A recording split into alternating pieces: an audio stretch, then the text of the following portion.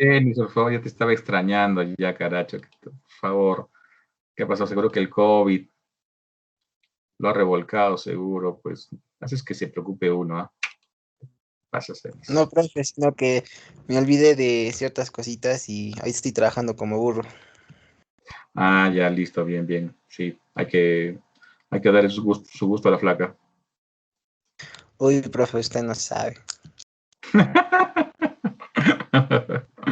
Ok, ok. A ver, jovencito, ¿se ve la pantalla ya? Sí, profesor. Sí se ve. Sí, sí, profe. Ya, listo. Ya estás viendo. ¿Qué estás viendo? ¿Gobierno de las Fuerzas Sí se ve Armadas? todo, profe. Gobierno de las Fuerzas Armadas, Historia del Perú, 1968 a 1980. Ya, muy bien. Listo, vamos entonces a grabar nuestra clasecita el día de hoy. Ya. Ah, no, ya está grabando ya. Chévere. Bien, jovencitos. Bueno, a todos ustedes, jóvenes, muy buenos días. Bienvenidos una vez más al aula virtual de historia. En este caso, Historia del Perú. Soy el profesor Víctor Rodríguez Tejada, quien te da la bienvenida a la mejor academia Bryce. 19 años de éxitos. Bien, jovencitos, ¿se acuerdan, por ejemplo, el nombre del último canciller que tuvo que salir por presión de ciertos intereses, incluyendo la Marina?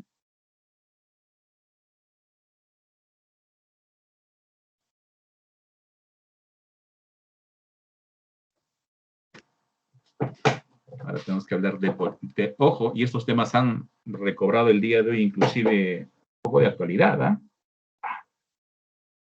Nuestro último canciller, jovencitos. ¿Alguien se acuerda del nombre? Ups, ¿qué pasó? ¿Qué está pasando? ¿Qué está pasando acá?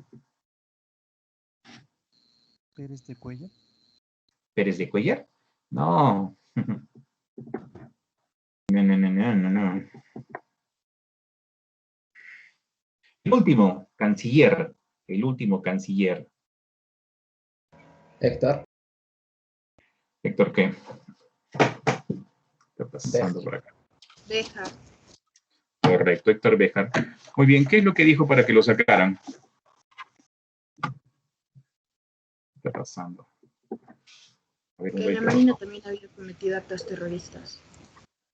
Ah, sí, que la Marina fue, por ejemplo, digamos, el primer atentado terrorista en realidad en el Perú fue justamente responsabilidad de ellos. ¿Ya? ¿Quién es Héctor Béjar, jovencitos? ¿Qué es Héctor Béjar? Héctor Béjar es un sociólogo, catedrático de la San Marcos. Y justamente su especialidad es aquel periodo donde justamente tiene que ver con los movimientos guerrilleros ya de la década del 60, la década del 70. Muy bien, y en este caso nos remonta a la época del primer gobierno de Fernando Belaúnde Terry. Bien, Fernando Belaúnde Terry, jovencitos, debería gobernar desde 1963 a 1969. ¿Pero qué pasó, jovencitos? Le dieron golpe de Estado. Ahora, ¿qué problemas tuvo que enfrentar y no supo solucionar en aquella ocasión? Por ejemplo, fracaso de la reforma agraria. Jovencitos, antes de que Juan Velasco Alvarado dé la reforma agraria, la que se efectuó, jovencitos, y claro, benefició pues a muchos campesinos, tenemos, jovencitos, que en el Perú se intentaron hacer 3 reformas agrarias. 3. La de Manuel Prado, la de la Junta Militar, y claro está, la de Fernando Belaúnde Terry. Pero ¿qué resulta? Que van a fracasar. ¿Por qué van a fracasar? Porque resulta pues que el centralismo de aquella ocasión, de aquella época, era favorecido generalmente por las alianzas con los dueños de las haciendas y latifundios de aquella época. Sugiero también, jovencitos, si es que has tenido la oportunidad de ver, por ejemplo, ese video que está en el Face, no está en el YouTube, está en el Face, jovencitos, de la Revolución y la Tierra. ¿De repente tuviste la oportunidad de verlo?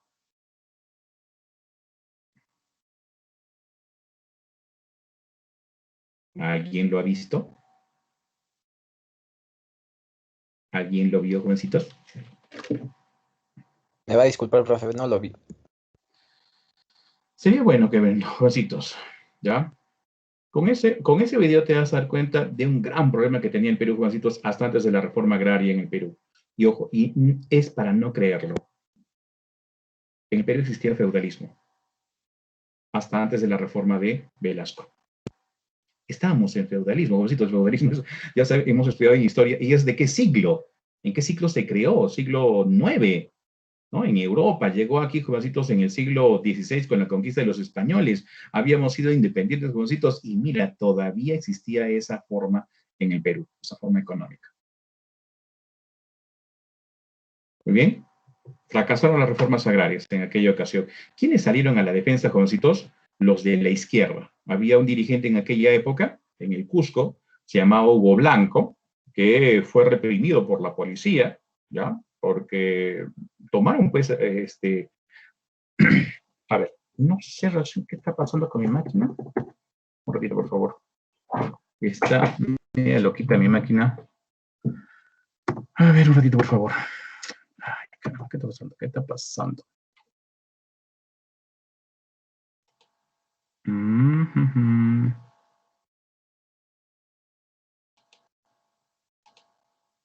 Bueno, les voy contando mientras arreglo este problemita, ¿ya?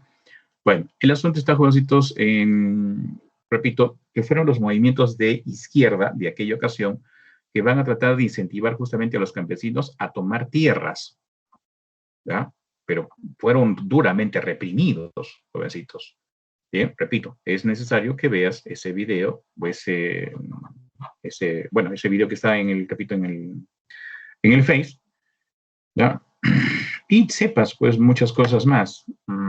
A ver, vamos a hacerlo de una vez. La revolución en la Tierra. Ya, ok. Voy a hacer lo siguiente. Te voy a compartir copiar enlace y te lo voy a compartir de una vez en el chat de este grupo. ¡Tarán! No sé. Voy a agregar este dispositivo. Ya. El asunto está, jovencitos, que en esa misma época, bien, aparecieron también los movimientos guerrilleros. Bien, ¿qué movimientos guerrilleros? El ELN y el MIR. El ELN, el Ejército de Liberación Nacional, y el MIR, el Movimiento de Izquierda Revolucionaria. ¿Por qué aparecen estos movimientos? Resulta que en el año 1959, mira, ojo, ¿en qué año aparecen estos movimientos? En 1962. Bien, justamente acabo de ponerles el link del video del Facebook, justamente del video que estoy haciendo referencia, ¿no? La Revolución y la Tierra se llama, para que ustedes lo puedan ver. Casi 1 hora y 50 dura. Es muy interesante, jovencitos. Bueno, ¿qué resulta entonces, jovencitos? Que estos movimientos van a tratar de imitar, ¿ya? De manera idílica, bien, a la revolución de Fidel Castro en Cuba, que había triunfado en 1959. ¿Qué resulta? Que Cuba, jovencitos, era el burdel de Estados Unidos. Bien, más del 50% de las tierras le pertenecían prácticamente a las compañías norteamericanas, ¿no? Del azúcar, el plátano y demás, ¿no? Y claro, está, jovencitos, que le dejaban pues muy poco a Cuba y Cuba pues estaba totalmente pobre. Bien, entonces ahí la razón de la revolución pues de Fidel Castro.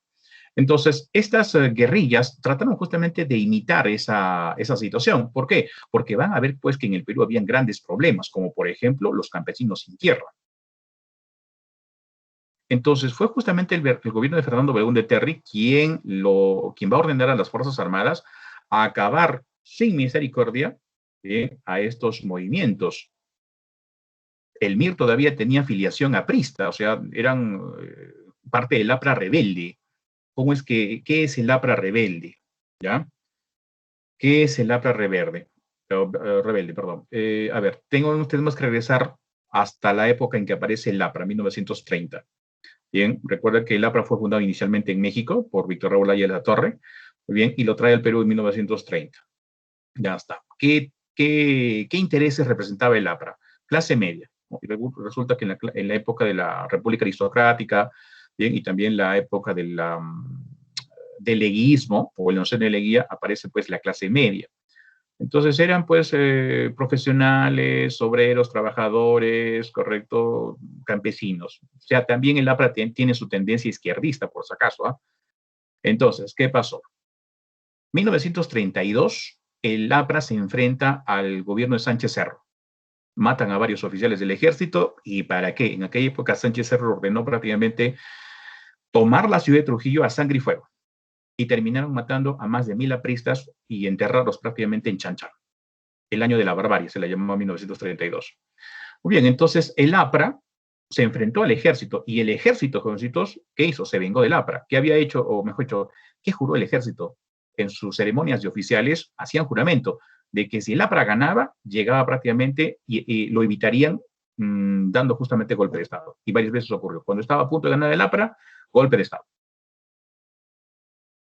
Bien, entonces, para el segundo gobierno de Manuel Prado Ugarteche, ¿qué resulta? Para ganarle a Odría, Manuel Prado ofrece, bien, ofrece amnistía a todos los apristas siempre y cuando lo apoyen justamente para las elecciones. ¿Ya? Y resulta pues que el APRA le da, ¿no? Le da entonces el apoyo. Bien, y resulta pues que el primer día de gobierno de Manuel Prado determina amnistía para que salgan pues los presos políticos, entre ellos varios apristas de las cárceles. Pero resulta que un grupo de los apristas, esos apristas, pues como se les dice, como se les llamaba, los de la vieja guardia, ¿ya? Esos que tenían pues el espíritu combativo, ¿no? De defender al jefe, ¿no? Ya habían formado prácticamente como una especie de cuadro militar, ¿no? ¿Qué resulta? Se sintieron traicionados. ¿Por qué? Porque estaban haciendo prácticamente la alianza con el hombre más rico, ¿sí? O en todo caso de la familia más rica en el Perú, los Prado. Y justamente ellos, estos APRAs rebeldes que van a formar justamente el MIR. De repente, si lo relacionas con literatura, vas a recordar, por ejemplo, en literatura, por ejemplo, hay un poeta, ¿ya? Que es justamente acribillado justamente por las fuerzas del orden en la selva. Y creo que está en tu temario. ¿Te recuerdas? José Araut. Correcto, José Araut. Muy bien, José Araut. Muy bien. Ahora, los militares, ya, los militares conocidos que fueron a combatir a las guerrillas, prácticamente es otra historia también. Te comento algo más para que puedas entender el contexto de todo lo que va a pasar después de los 60 en el Perú. Resulta, jovencitos, que tenemos, por ejemplo, que en el gobierno de Odría, el Ochenio, bien, resulta que Odría se da cuenta que gobernar el Perú por parte de los militares no es como ellos esperaban. Un Perú que se estaba haciendo más y más difícil de gobernar. Un Perú que iba creciendo demográficamente y que tenía prácticamente nuevas necesidades. Entonces, resulta que estos militares, pues, que cada vez llegaban al poder, pues, obviamente su entrenamiento o su educación militar no les permitía, pues, solucionar de forma, digamos, efectiva los graves problemas que tenía el Perú. Entonces, ¿qué hace Odría? Por ejemplo, crea el CAEN. ¿Qué es el CAEN? El Centro de Altos Estudios Militares. Hoy se le llama Centro de Altos Estudios Nacionales. Y aparte de eso, crea el Comando Conjunto de las Fuerzas Armadas, ¿no? Para que se organicen y traten, pues, de mantener el orden interno y externo del país. Resulta que aquellos militares que van a enfrentar a las guerrillas del MIR justamente son formados en el CAEN y se dan cuenta que lo que dicen los guerrilleros de aquella época, ojo, los problemas que ellos ven los guerrilleros, los de las Fuerzas Armadas también lo reconocen. Entonces, estos militares del CAEN se ponen a pensar, ¿y quién va a hacer la transformación? ¿Quién? Se ponen a investigar, ¿no? A hacer sus suposiciones, ¿no? Sus análisis, jovencitos. Muy bien. Y dicen, pues, el APRA, el jefe del APRA, el APRA, recuerda, todavía vivía, pues, en esa época, Víctor Raúl ahí en la torre. Y resulta que varios militares no los pasaban, pues, a los apristas. Repito, les tenían odio. ¿Ya? Oiga, Belaúnde no demostraba tener, pues, como quien dice, los pantalones realmente de hacer la gran transformación, porque el Perú, jovencitos, repito, tenía ya principios económicos, pues, muy, muy retrasados. Claro está, jovencitos, y eso lo hemos visto a través de la historia, cuando hemos visto, por ejemplo, la formación del feudalismo, el antiguo régimen, la Revolución Francesa. Un sistema, jovencitos, tiene que transformarse. Pero vamos a ver que si va a persistir en un sistema con nosotros es porque hay un grupito que ya se está beneficiando. Entonces, los militares siguen preguntando, ¿quién va a ser el responsable de hacer la gran transformación del Perú? APRA, como te dije, ya no. Belaúnde, un pelele. No había podido ni siquiera con la reforma agraria, tampoco había podido con otro problema, el problema del IPC. Otra situación. ¿Qué es la IPC, jovencitos? Era una empresa norteamericana, la International Petroleum Company. era encargada de explotar el petróleo en el Perú. ¿Desde cuándo se explota petróleo en el Perú, jovencitos? Desde el gobierno de Cáceres, en la época de la Reconstrucción Nacional. ¿Bien? Y resulta que en aquella ocasión era una empresa británica la que explotaba el petróleo en la Brea y Pariñas. El problema surge en 1914, ¿ya? Justamente el año en que se inicia la Primera Guerra Mundial. En ese tiempo todavía estaba gobernando Óscar R. Benavides, el que le dio golpe de Estado a Guillermo Billinghurst. Y resulta que el Estado actúa porque hay denuncias por parte de los periodistas, ya que esta empresa tenía, por ejemplo, en papeles firmados, podía explotar solamente 10 pertenencias. ¿Qué es una pertenencia? Pertenencia es un área de territorio de 40.000 metros cuadrados, ¿ya? Y tenía 10 pertenencias. ¿Y cuánto pagaba por impuestos? 300 soles. Las denuncias periodistas decían, muy bien, esta empresa está explotando más de 10 pertenencias. Entonces, el gobierno de Óscar Benavides toma caso a esa denuncia, bien, manda a hacer la verificación, miden las pertenencias y esta empresa estaba prácticamente evadiendo impuestos, porque estaba explotando 40.000 pertenencias. ¿Cuánto debía pagar? Debía pagar más de 1.200.000 soles de aquella época y solamente pagaba 300. Cuando se le denuncia y se le exige que pague, ¿qué hace esta empresa, la British Petroleum? Le vende sus acciones a la IPC. Entonces la IPC se hace cargo de la explotación del petróleo desde 1914 hasta el gobierno de Velasco. Pero ¿qué había pasado pues con esta IPC? ¿No? Como esta empresa, la empresa anterior se fue debiendo, la IPC no quiso asumir esa deuda. Bien, es más, se quiso seguir aprovechando de las 40.000 pertenencias sin pagar impuestos. Y entonces vinieron pues gobiernos que estuvieron de acuerdo con eso, inclusive el gobierno de, por ejemplo, Leguía, en que tuvieron que ir a un laudo, o sea, se tuvo que ir a tomar como jueces prácticamente al rey de Inglaterra y al presidente de los Estados Unidos. Bien, y entonces el presidente Leguía prácticamente les concedió las 40.000 pertenencias, o sea, que sigan explotando, que ya no paguen pues esa cantidad enorme que debían, más de 1 millón de soles. Y poco a poco, la IPC fue formando pues esa imagen de esa empresa explotadora en el Perú. Dicho sea de paso, jovencitos, también muchas empresas mineras de aquella época, jovencitos, cada vez que, digamos, explotaban el cobre, el hierro, etcétera, etcétera, bien, eran prácticamente como enclaves. O sea, no podías entrar a sus terrenos de explotación porque prácticamente era otro país. Ellos ponían sus reglas. Ellos ponían sus condiciones. Y cada vez que algún político de aquella época intentaba de repente llegar a la presidencia, jugaba justamente con ese papel. Sí, yo voy a recuperar el petróleo para el Perú, vamos a explotar a esta empresa, etcétera, etcétera, ¿no? Y bueno, llegaba el gobierno, intentaba hacer algo, pero siempre se chocaba pues con la puerta. ¿Por qué? Porque Estados Unidos amenazaba. Ustedes me tocan esta empresa y yo no les compro sus materias primas. Ahora, para la época de Fernando Belaúnde Terry, bien, él promete arreglar el problema de la IPC. Entonces se va a firmar el Acta de Talara. El Acta de Talara, jovencitos, bueno, en aquella época la forma como en que se hacían los documentos oficiales era usando papel sellado. ¿Ya? El papel sellado.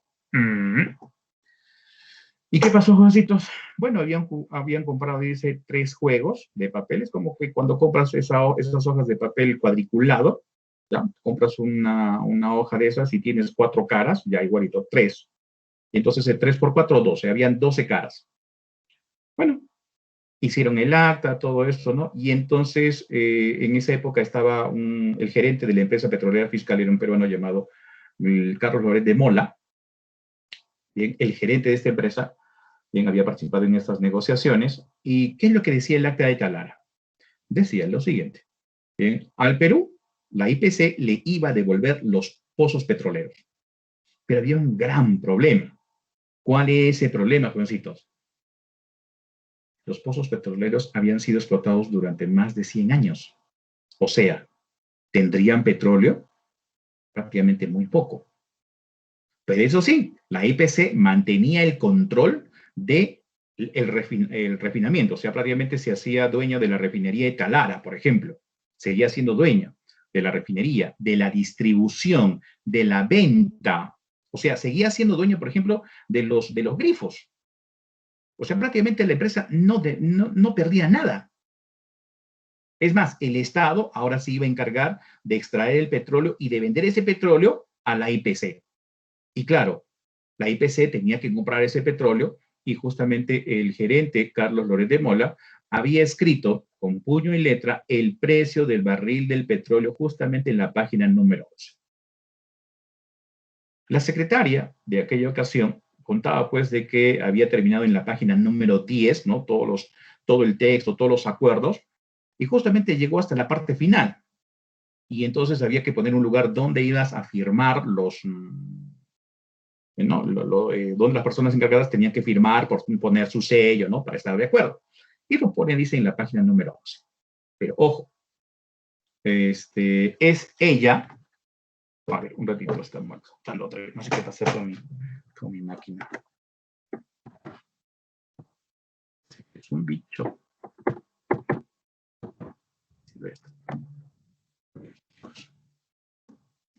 Bueno, voy a ponerlo por acá. Así parece que no está malogrado. Ya. Entonces, te iba diciendo, es lo que dijo la famosa secretaria, ¿ya?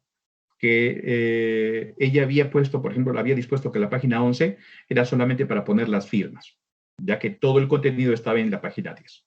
Bueno, y ahí viene justamente el escándalo de la página 11. Él denuncia, no está la página 11. ¿Sí? Y bueno, él había dicho, bueno, este gerente de la empresa petrolera fiscal había dicho pues entonces que él había puesto el precio, repito, a mano, pero resulta que la mecanógrafa tenía que escribirlo pues a máquina. Y entonces, varios meses después de haber sido firmada el acta de Talara, justamente los militares lo van a tomar como pretexto para justamente tomar el poder. ¿Cuándo va a ser el golpe de Estado, jovencitos? El 3 de octubre de 1968. Nos sorprende prácticamente Fernando Belaúnde, que estaba durmiendo en Palacio. Las tanquetas del ejército, pues, entraron a Palacio y tomaron el poder.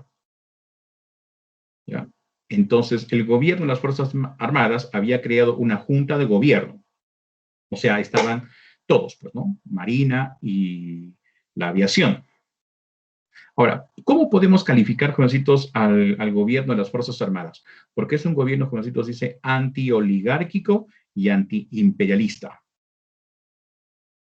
¿Ya? Anti-oligárquico. Tenemos que hablar ahora de la oligarquía.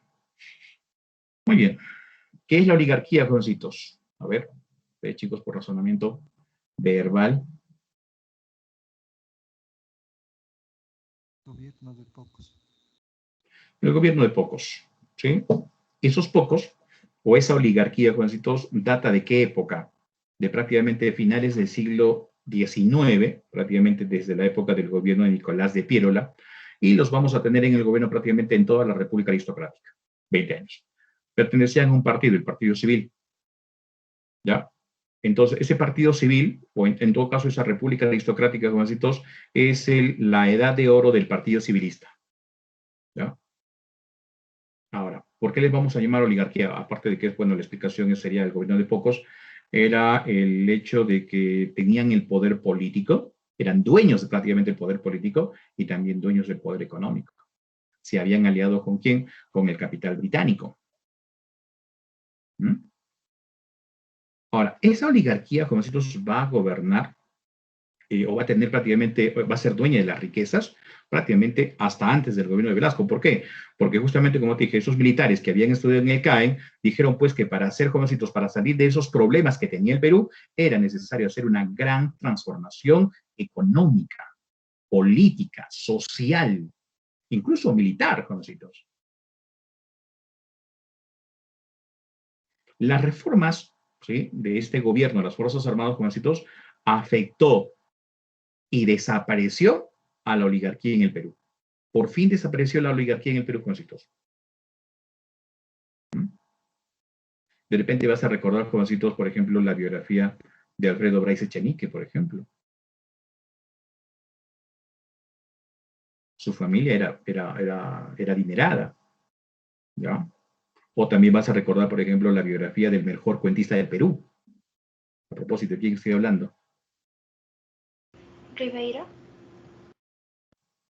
¿De quién? No escuché muy bien. de Julio Ramón Ribeiro. Ah, correcto, Julio Ramón Ribeiro. Bien, pertenecían justamente a familias que eran parte, pues, de esa vieja oligarquía, pero que con el tiempo fueron cayendo. Ahora, este gobierno de las Fuerzas Armadas tiene dos etapas. ¿Cuáles son las etapas? La primera fase, dirigida por Juan Velasco Alvarado, y la segunda fase, dirigida por Francisco Morales Bermúdez. Muy bien, pero recuerda que la continuidad del gobierno militar justamente se debe a un golpe de Estado, inclusive. Francisco Morales Bermúdez, con esto, recuerda que va a llegar al poder producto de un golpe de Estado conocido como el famoso Tagnazo. ¿No? ¿Qué es lo primero que hizo el gobierno? ¿Qué es lo que hizo el gobierno de Velasco? ¿Qué es lo primerito que hizo el gobierno de Velasco? ¿Dónde está? ¿Qué ha pasado? ¿Por qué está así el día de hoy? Aquí lo vamos a poner. Muy bien. ¿Qué es lo primero que hizo el gobierno de las Fuerzas Armadas? Por ejemplo, anuló el acta de Talara. Bien, anuló el acta de Talara. Lo primerito que hizo. Muy bien. Y el día 9 de octubre va a tomar la refinería de Talara. Ahora, según se estima, esta empresa, la IPC, nos estaba debiendo cerca de 700 millones de soles.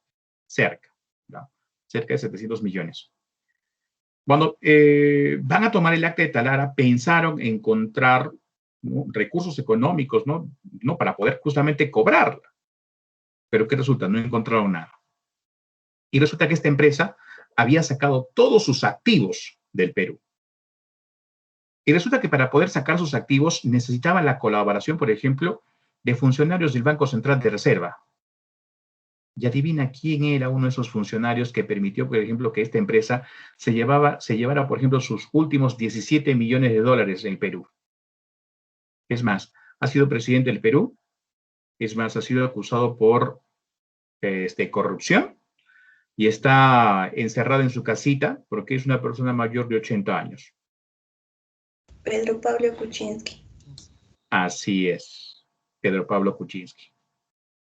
¿Eh? Que según dice, él contó, pues, que el gobierno militar lo persiguió y el tipo dice que se escapó, pues, en el ¿cómo se llama? En un Volkswagen, ¿no? En la maletera del Volkswagen. Se fue por tierra, cruzó Ecuador y después de salir del Perú, jovencitos, oh maravilla, es contratado, jovencitos, por el Banco Mundial. Muy bien, ¿qué pasó con Belaúnde? Bueno, pues a Belaúnde lo desterraron a Argentina.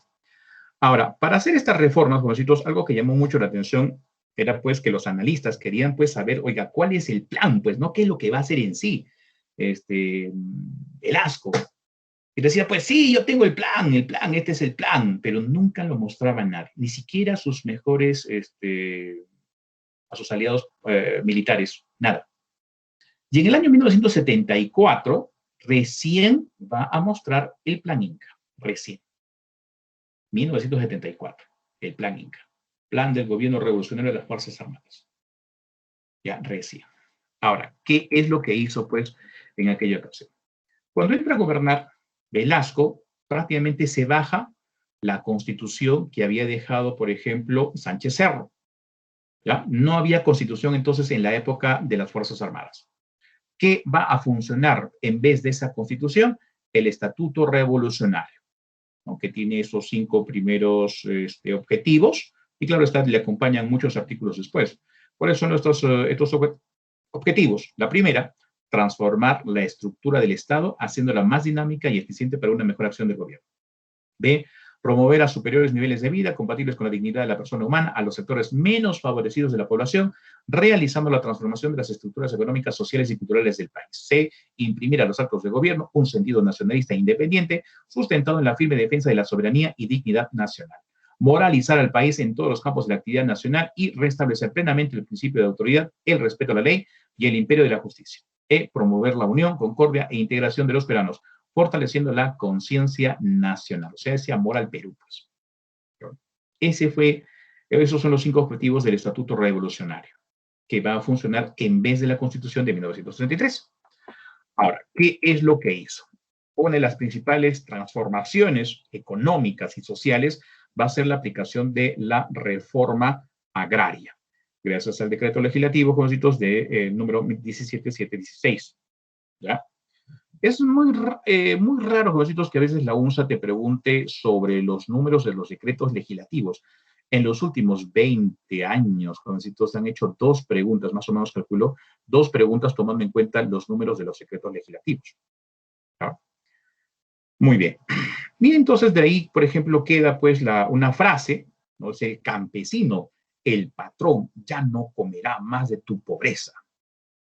Bueno, en esa época habían haciendas pues muy productivas, claro está que era pues con una inversión económica muy fuerte por parte de sus dueños. Pero el asunto es el siguiente, jóvenes. Si tú ves, y ojo, te sugiero que lo veas, ese video de la Revolución en la Tierra, oiga, un campesino no era dueño de su tierra, no eran dueños de nada.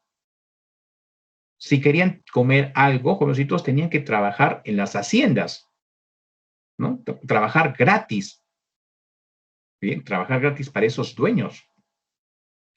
Y así de repente el dueño, jovencitos, de esa hacienda le daba un pedacito pues al campesino para que se pueda sembrar. Bien, sugiero, repito, que veas ese video. ¿Qué pasó estos jovencitos cuando se da la reforma agraria? Por ejemplo, se van a crear asociaciones, tanto en la costa como en la sierra.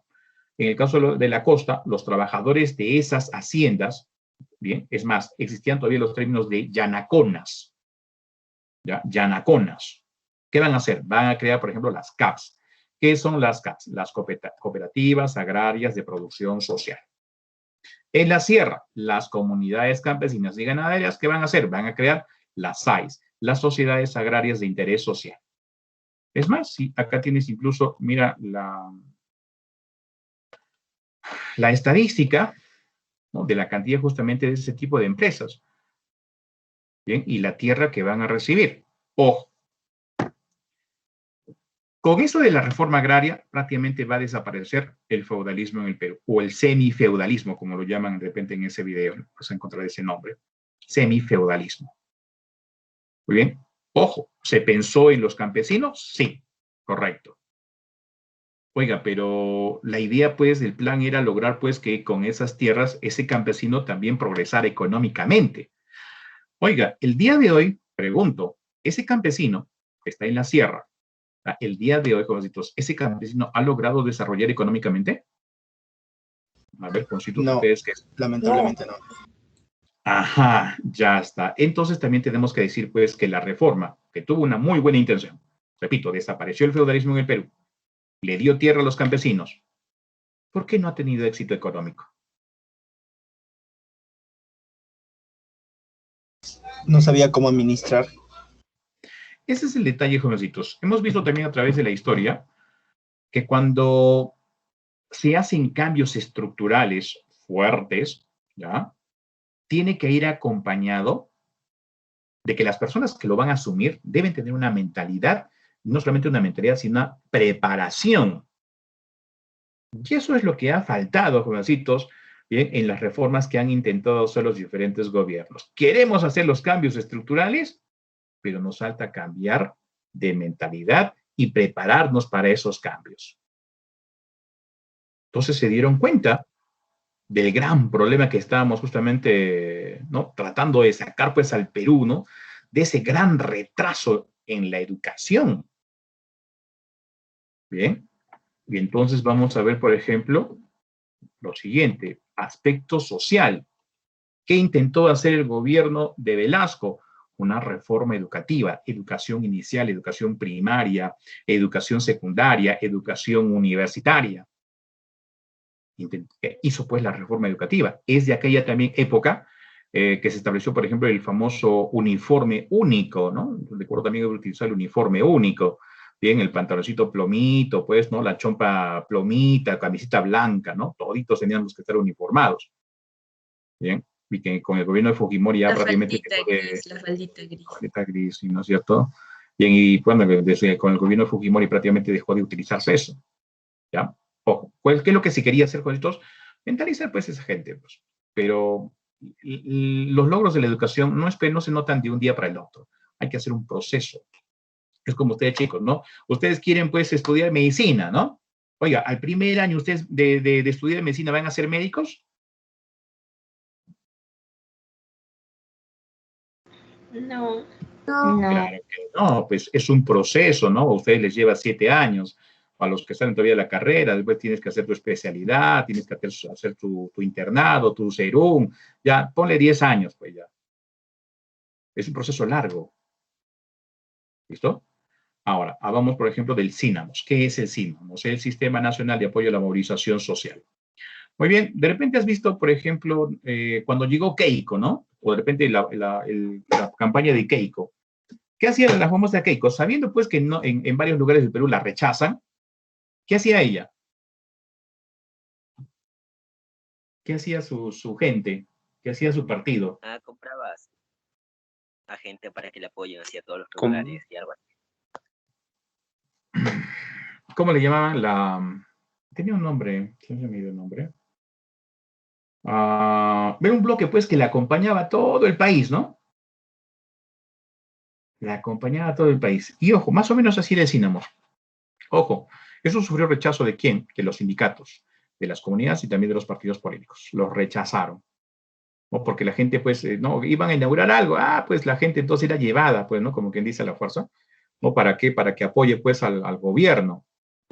Bien. Vamos a ver. Ahora, en economía. Ya habíamos hablado, por ejemplo, de la reforma agraria, ¿no? Que expropió las haciendas, creó las CAPS y creó las SAIS. Se hizo la reforma industrial. Bien. ¿En qué consistió la reforma industrial? Por ejemplo, la creación de las comunidades industriales. Bien, ¿qué resulta? De que en las empresas que, bueno, todavía eran conservadas por sus dueños, obviamente peruanos, tenía que haber una asociación de dueños, ya, dueños, empleados y trabajadores, ¿no? Que planificarían justamente la producción y también se repartirían, por ejemplo, las ganancias. ¿Ya?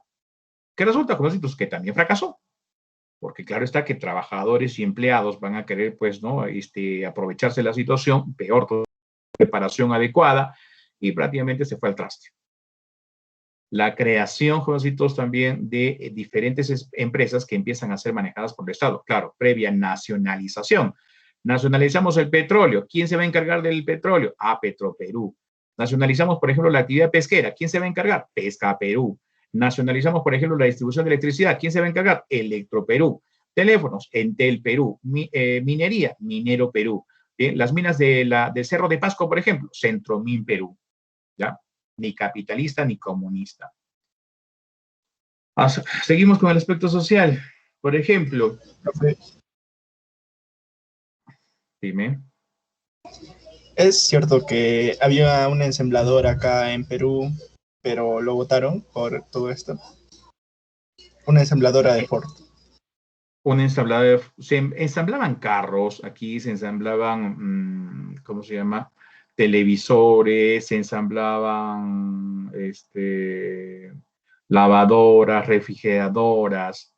O sea, en esa época el desarrollo industrial estaba despegando. Lamentablemente lo va a matar, pues, en la década del 80 muere todo eso. Vamos a ver por qué. Bien, seguimos entonces. Veamos. Es obvio que a mucha gente no le gustaba, sobre todo a los intereses con los que chocaba, bien, Velasco. Entonces, ¿qué hacía? ¿Qué ocurría? Aquellos dueños, ¿ya?, de los intereses con los cuales chocaba Velasco, van a utilizar pues los medios de comunicación. De repente te habrás dado cuenta el día de hoy lo que pasa con los medios de comunicación, ¿no? El otro día, por ejemplo, estaba hablando, no recuerdo quién fue César Hildebrand, pues estaba viendo a César Hildebrand en TikTok y decía pues lo siguiente, ¿no? todos los diarios que se ha comprado el comercio estaban empezando a tratar de manejar e influir sobre la población de una manera negativa, analizando suposiciones, o sea, cosas que no habían sucedido, ¿no? Como por ejemplo, se están yendo los profesionales del Perú, están viajando a Estados Unidos, España, Portugal, Brasil, etcétera, etcétera. ¿Mm? O como por ejemplo, creo que esos días ha aparecido una portada del diario El Correo, ¿no? El peor, ¿cómo se llama? ¿Cómo se llama este grupo? El peor grupo de ministros, ¿no? Se va a presentar el gabinete de Bellidos, el peor gabinete de los últimos tiempos, así lo pone, ¿no? El peor gabinete de los últimos tiempos va a buscar el voto de confianza del Congreso. ¿Qué es lo que buscan? Desestabilizar, influir sobre la población para que tenga una percepción negativa del gobierno. Entonces, el gobierno militar, ¿ya? ¿Qué hizo? Clausuró, confiscó, expropió diferentes medios de comunicación, ¿correcto? Diarios, revistas, canales de televisión, incluyendo aquí en Arequipa, por ejemplo, en esa época existía el Radio Continental, donde el día de hoy el Instituto Montessori, ¿ya? Ahí estaba el canal 6, pues, ¿no? Fue expropiado por el gobierno militar. Y para eso se va a crear, ¿qué cosa? La Oficina Nacional de Información. Bien, listo. Aspecto económico, como dice, van a estatizar las empresas y van a ser controlados por el Estado. Ahora, generalmente esas empresas eran extranjeras. Entonces, recuerda también la característica del gobierno. Es un gobierno antiimperialista. Es un gobierno antiimperialista. Muy bien. ¿Qué pasó? Todos los recursos, las materias primas que eran explotadas por estas empresas extranjeras prácticamente pasaron a poder del Estado. Ojo, fue bonito de repente en ese momento, fue idílico, ¿no? Lo vieron de manera muy idílica. ¿En qué sentido lo vieron de manera muy idílica? Dijeron, ah, caramba, estamos recuperando nuestra dignidad nacional. Ya esas empresas extranjeras no van a humillar al Estado peruano. Muy bien, y ahí pues están todas las empresas, ¿no? Sider Perú, Enafe Perú, Electro Perú, Minero Perú, Centramin, Hierro Perú, etcétera, etcétera, etcétera, etcétera. Pero lamentablemente, jovencitos, esa estatización tiene un coste económico. Ya, tiene un coste económico.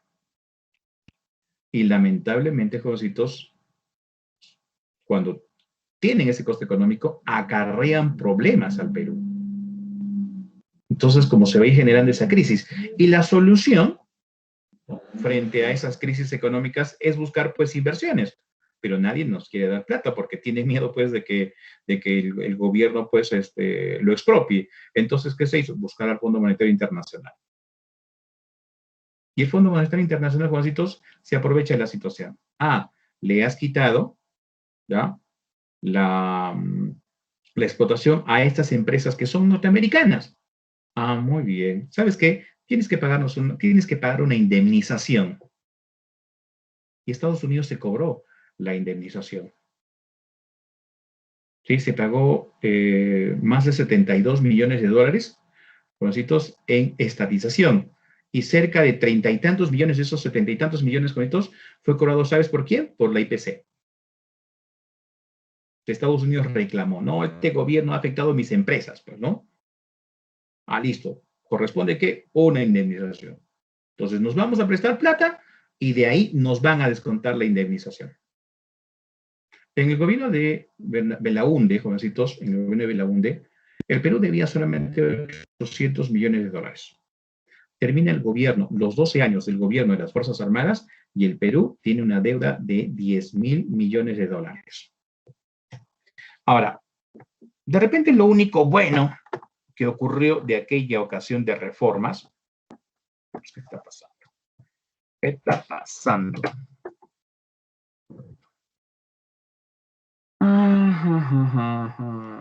Tiene que ver, jovencitos, con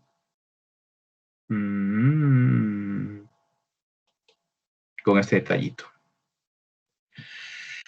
Dentro de la visión nacionalista del Perú, jovencitos, bueno, no, mi máquina, no sé qué le pasa el día de hoy. Ya, ahí lo vamos a mostrar. Bien, dentro del desarrollo, jovencitos, económico que planteaba Velasco, también estaba el desarrollo militar. Y recuerda que teníamos broncas pues con Chile. ¿Mm?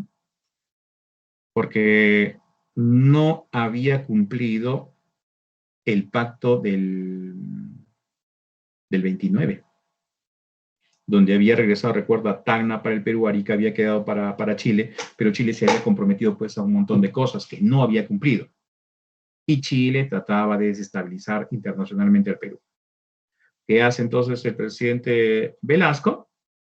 Va a tener el apoyo, va a buscar el apoyo, no de Estados Unidos, porque Estados Unidos entonces es muy controlador en cuanto a las armas. Es más, ustedes dirán, pues, ¿no? Por ejemplo, el día de hoy, Chile, ¿no? Chile, por ejemplo, tiene varias armas que son de procedencia norteamericana, pero resulta que todo país que le compra armas a Estados Unidos tiene que pedirle permiso para poder utilizarlas. Bueno, y en esa época, ¿el Perú qué hace? Se acerca a la Unión Soviética. No. Y como nunca, jovencitos, y ojo, nunca ha habido un gobierno tan armado como el gobierno de Velasco. Imagínate, se compraron 570 tanques. Se compraron, por ejemplo, misiles Pechora. Se abrió la base naval de La Joya. Se hacía la parada militar con las nuevas armas, ¿sabes dónde? No en Lima, se hacía en Tacna, para sacarle pica pues a los chilenos. Es más, la Unión Soviética nos manda militares. ¿Para qué? Para poder enseñarle a los militares peruanos cómo se manejaban, pues, misiles, tanques, armamentos, bien, y demás. La FAB compró aviones, la Marina compró barcos, etcétera, etcétera, etcétera. Cada arma tiene una afiliación en el Perú. Por ejemplo, el Ejército tiene una afiliación más a la Unión Soviética, la Marina tiene una afiliación más cercana a Estados Unidos. ¿Bien? Y la FAB entre Francia y Estados Unidos. ¿Ya? Oiga, fuimos uno de los países más armados de la región. ¿Ya? Y claro está que esta situación no le convenía a quién, jovencitos, no le convenía a Chile. No sé si te conté, siendo un muchacho, trabajaba en un almacén y en ese almacén pues había conocido a un caballerito y él nos contaba pues, por ejemplo, que en su vida militar, justamente en el 68, 72, 75, perdón, 74, 75, él pertenecía, por ejemplo, a un batallón de telecomunicaciones y que el ejército ya les había ordenado invadir Chile. Es más, ya estaban, dice, en Chile, estaban en el norte de Arica para hacer una invasión. ¿Qué pasó?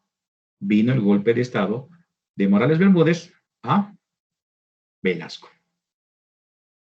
¿Qué hizo Chile, jovencitos, después de esto para tratar de desestabilizar al Perú? Dejó entrar contrabando. ¿Ya? La idea de Chile era desestabilizar al Perú económicamente. Y ellos no tenían tanto armamento. Y tenían justamente a partir de esa situación, por ejemplo, el gobierno Pinochet, ¿no? Este gobierno Pinochet, que va a tener el apoyo, por ejemplo, de la CIA y de Estados Unidos, es más, donde van a tomar decisiones como, por ejemplo, con el tiempo abandonar Arica, porque los chilenos pensaban, pues, que ya el Perú los iba a invadir y que iba a recuperar Arica. Económicamente, todo el norte de Chile no tiene, pues, el mismo sustento económico. Es más, de repente te habrás dado cuenta, muchas veces los chilenos de aquella zona, como la zona norte de Chile, incluyendo Arica, ¿qué hacen? Buscan, por ejemplo, si buscan paseo, se vienen a Chile. ¿No? Si buscan tratamiento dental, van a Tacna, por ejemplo. Si quieren comer rico, van a Tacna. Si quieren comprar cosas baratas, van a Tacna, inclusive. ¿Ya? Muy bien. Listo, chicos. ¿Qué pasó? ¿Qué pasó, jovencitos, con el gobierno del Chino Velasco, como le llamaban? Bueno, le van a dar golpe de Estado. ¿Quién le da golpe de Estado? Morales Bermúdez. Y Morales Bermúdez, jovencitos, para poder hacer frente a los retos que tenía prácticamente, jovencitos, tuvo que desactivar varias de las reformas de Velasco. Ahora, si las reformas de Velasco tenían un costo, la desactivación de las reformas también van a tener un costo económico. Y claro está, jovencitos, el Perú se va endeudando más y más. Hay crisis económica y cuando hay crisis económica se devalúa nuestra moneda, los precios de los productos suben, ¿bien? Aumenta el costo de vida, no te van a aumentar el sueldo, aumentan los costos pues, de los principales productos de la primera necesidad, ¿bien? De la mesa familiar, ¿ya? Y claro está esto que genera protestas a nivel nacional, toque de queda. Ahora, a esto también le vamos a relacionar que en aquella época hubo un presidente norteamericano en donde dijo pues que Estados Unidos no iba a colaborar con los países que tenían gobiernos militares. Y bueno, entonces, ¿qué hizo Morales Bermúdez? Tuvo que llamar a una asamblea constituyente y esa asamblea constituyente tenía, por ejemplo, bien, como presidente a quién? A Víctor Raúl Laya de la Torre, ¿no? Que en el año 79 sacan una nueva constitución que se aplicó prácticamente a partir del año 1980 por el segundo gobierno de Fernando Belaúnde Terry. Ahora, con este gobierno de Francisco Morales Bermúdez se dio pues el plan C. ¿Qué resulta? Que este es un presidente más o menos de tendencia norteamericana, o sea, pro-norteamericana. Y la CIA había puesto, por ejemplo, como objetivo eliminar a todos los líderes de Sudamérica de tendencia izquierdista o comunista. Y el plan Cóndor se aplicó en el Perú. Sacaron, por ejemplo, a italianos, ¿ya? Que eran partícipes de movimientos izquierdistas, ¿sí? Desaparecieron, o sea, se los llevaron del Perú y desaparecieron. ¿Qué ha hecho Italia?